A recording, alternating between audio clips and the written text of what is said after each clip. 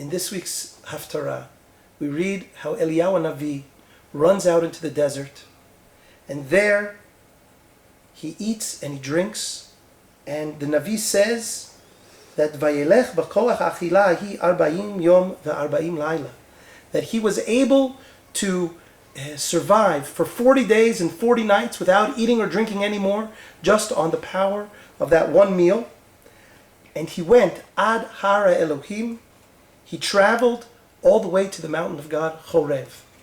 We can't but be reminded of Moshe, who also on Mount Chorev survived for 40 days and 40 nights without eating.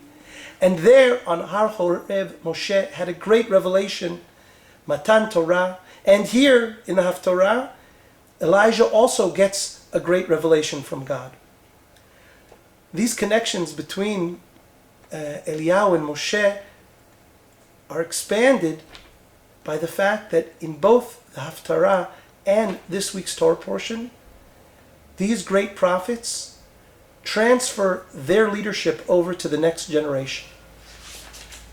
God tells Eliyahu, "Vet Elisha ben Shafat me'avel mechula timshach lenavi tachtecha." Appoint Elisha to be a prophet in your stead.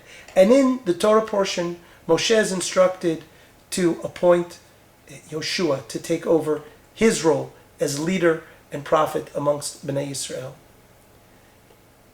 But the parallels don't stop there.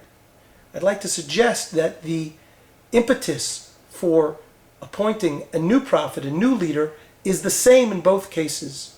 Both Moshe and Eliyahu appoint the next generation to take over in their stead on the background of a crisis of faith that each prophet has in his people. In the Haftarah we read, Ki azvu britcha b'nei Yisrael. Eliyahu says that Bnei Yisrael have broken your covenant, God.